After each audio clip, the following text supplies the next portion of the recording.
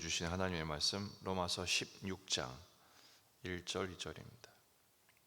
로마서 16장 1절 2절 말씀 한 목소리로 읽겠습니다. 내가 겐그레아 교회의 일꾼으로 있는 우리 자매 베베를 너희에게 추천하노니 너희는 주 안에서 성도들의 합당한 예절로 그를 영접하고 무엇이든지 그에게 소용되는 바를 도와줄지니 이는 그가 여러 사람과 나의 보호자가 되었음이라. 아멘. 본문에 계시된 주님은 어떤 분이십니까? 복음의 사역자를 동역하는 보호자가 되기를 원하십니다. 드디어 16장 로마서의 대단원의 막을 내리게 되었습니다. 마지막 장은 26명의 명단을 소개하는 것으로 마무리됩니다. 바울이 문안하고 추천하는 사람들이죠. 그들을 축복함으로 이신칭의 믿음으로 말미암아 의롭다함을 얻은 복음의 서신이 끝나게 됩니다.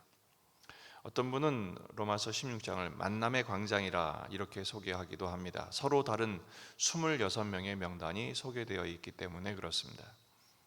굳이 왜 이렇게 26명의 이름을 나열하고 있을까요? 거울 삼으라 라는 것입니다. 본을 받으라 라는 것이죠. 바울이 추천하는 첫 번째 인물은 겐그레아 교회의 일꾼 우리 자매 베베를 너희에게 추천하노니 이렇게 시작합니다. 의외의 인물입니다. 26명 가운데 남성이 18명이고 여성이 8명인데 그 중에 여성을 먼저 추천하고 있습니다. 일꾼이라는 단어는 집사라는 뜻입니다. 디아코노스, 사역자죠. 그 베베는 겐그레아 교회의 집사였습니다. 겐그레아는 바울이 고린도에서 안디옥으로 떠날 때 서원한 바가 있어서 머리를 깎았던 곳입니다. 추천한다라고 말하죠. 추천은 함께 서다, 나타내다 이런 뜻입니다. 칭찬하고 보증하는 것이죠. 틀림없는 사람이다 이런 뜻입니다. 수많은 사역자와 바울의 동역자들이 굉장히 많은데 16장에는 26명이지만 그 외에도 바울의 동역자가 허다합니다. 얼마나 많습니까? 그 중에 첫 번째 추천자가 바로 베베 집사님이죠. 이 사람이 어떤 일을 했길래 이렇게 바울의 신임을 얻고 추천을 받았을까? 첫째는 로마서를 로마 교회에 전달하는 사명을 받았습니다.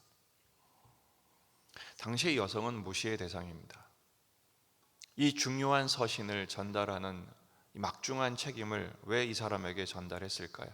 맡겼을까요? 신뢰할 만했기 때문에 그렇습니다. 특별히 독특한 표현이 나옵니다. 2절에 보면 그가 여러 사람과 나의 보호자가 되었음이라 이렇게 되어 있죠.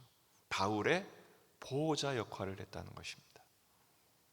원래 이 보호자는 여성형입니다. 여성 후원자였다라는 것이죠. 대변인, 은인 이런 뜻을 갖고 있습니다. 바울과 여러 사람, 바울을 비롯한 나그네 순례자들, 복음을 전하는 순례자들, 또 여러 성도들을 기꺼이 자청하여 대변하고 후원하고 협력하는 그런 사역을 했던 것입니다. 굳이 자기의 막대한 비용을 지불하면서 이런 많은 사람들을 도왔던 이유가 무엇일까요? 지금 우리 찬양했던 것처럼 주님을 사랑했기 때문입니다. 주님을 사랑했기 때문에 주님의 사람들, 하나님의 사람은 하나님의 사람을 알아봅니다. 그리고 하나님의 사람을 섬깁니다. 왜냐하면 하나님을 사랑했기 때문입니다. 사실상 이 수많은 바울을 비롯한 순례자들, 또 피난당하는 난민들 같은 이 성도들을 돕는다는 것은 거의 민폐에 가깝습니다. 베베 집사님을 얼마나 힘들게 하고 어렵게 했을까요? 그럼에도 불구하고 그 자리에 섰던 것은 주님을 그만큼 사랑했기 때문입니다.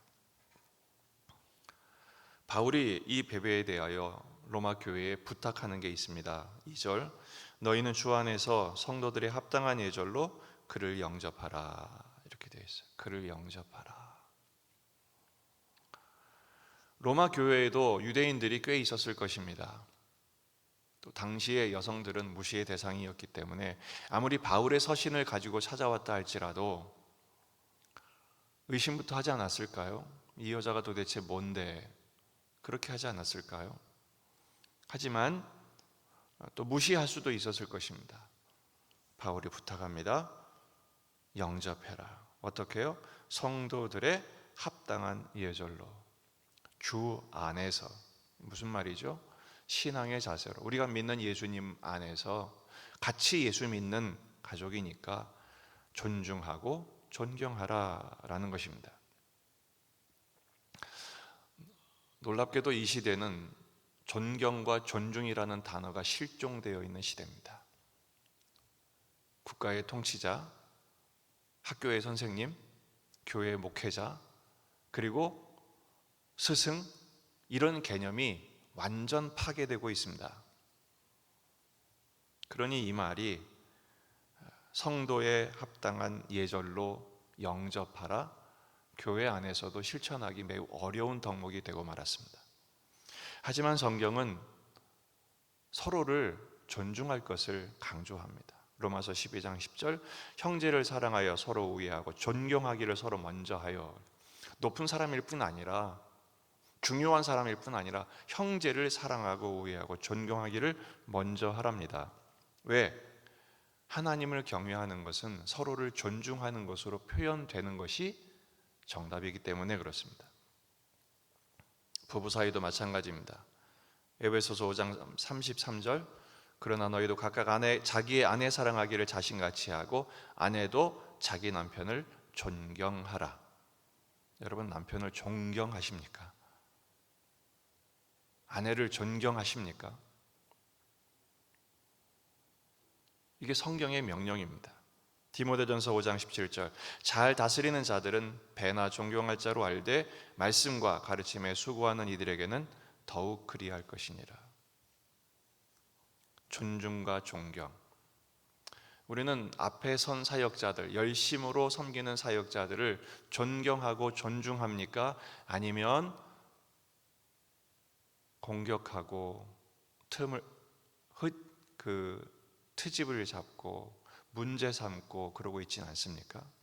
누가 열심히 하면 자꾸 시기가 나죠. 왜냐하면 자기가 그렇게 해야 되는데 그 사람이 하는 거, 그 꼴을 보지 못하는 경우가 허다합니다.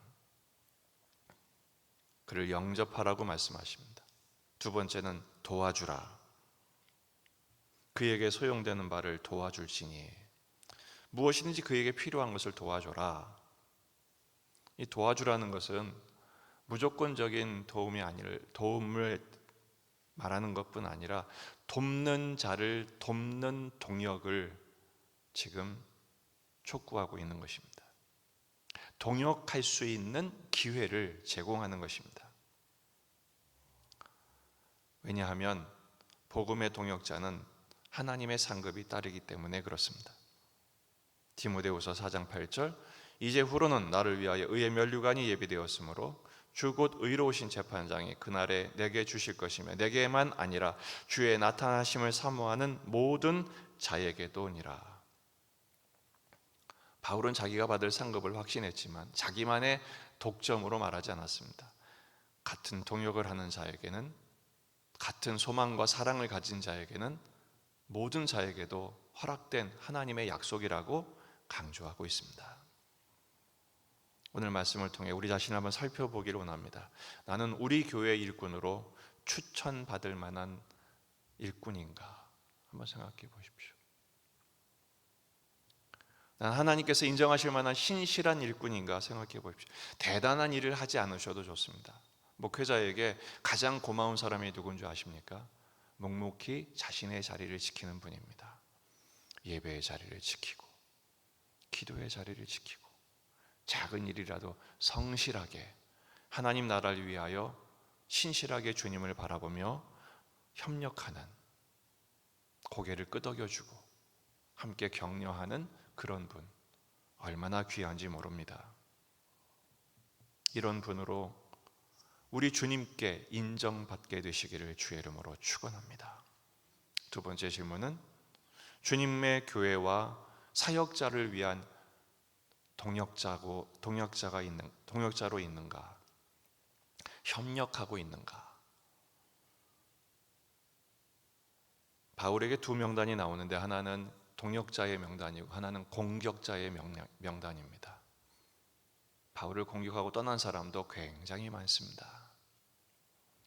우리는 어떤 이름으로 기억되기를 원하십니까? 주님이 오늘 이 말씀을 통해서 우리에게 부르십니다. 내가 누구를 보내며 누가 우리를 위하여 갈꼬? 그때 이사야가 대답하죠. 주여, 내가 여기 있사오니 나를 보내소서. 제가 그 예배자 자리에 서겠습니다. 제가 그 동역자의 자리에 서겠습니다. 기도로 동역하겠습니다. 주님이 참 잘했다, 착하고 충성된 종이라고 칭찬하실 것입니다. 우리는 한 교회에 다니는 사람일 뿐 아니라 주님의 나라를 위한 동역자입니다. 하나 되십시다. 사랑하십시다. 협력하십시다. 축복합시다. 이 상을 함께 받으십시다. 기도하겠습니다.